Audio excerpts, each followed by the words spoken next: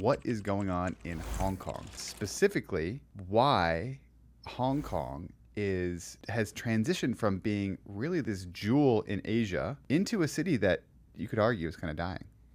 Yeah, and I will also mention that both you and I kind of have an emotional attachment to the city. For sure. It was one of my, or not one of, it was my favorite city in the entire world. It was my favorite city in the entire world. Yeah.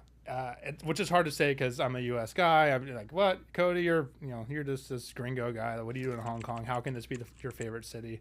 And I'll explain a little later. But I just wanted to say that. Are you still a gringo in Hong Kong? Yeah, like around the world, it's kind of like a self-deprecating term. If you say gringo, it's like, yeah, you're that like token American. Yeah. But I wanted to say that we're not just some randoms talking about Hong Kong like we've never been there. I've spent a lot of time there. I still have friends that are there. A lot have moved from there.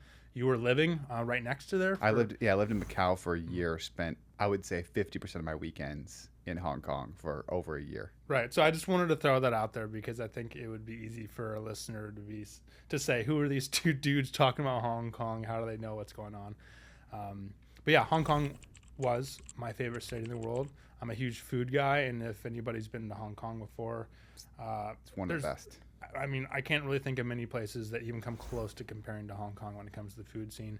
And then you throw in the transportation, the walkability, the safety, the cultural experience, the blending of essentially the entire world coming there, meshing, and everything just works strangely. It was an incredible place. Incredible. And incredible airport that could launch you anywhere in Asia. I mean, it still can. It's still an incredible airport.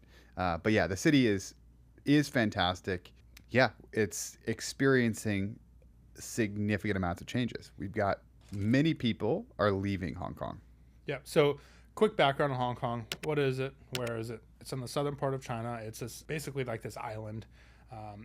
Part of Hong Kong actually is an island, but the territory, which is a SAR, which is a Special Administration Region of China, which was the British came in there, developed it, made it a British colony. They handed it over back to China in the late 90s, and China over the past couple of decades has been transforming it back into China. But it really accelerated during COVID. Essentially, it went back to China altogether, culturally, but also law-wise, freedom-wise. All these different things changed. So just for the listener, if you've never been to Hong Kong, don't know much about it, it was this free British colony. I'm using air quotes on it because it was still technically part of China, but it was governed differently.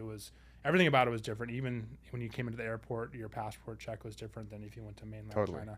And the people culturally, it's different as well, right? So I lived in Macau for a year. I was teaching English there at the University of Macau, and the Macau people are culturally a little bit different than Hong Kong people, and Hong Kong people are different than mainland Chinese people.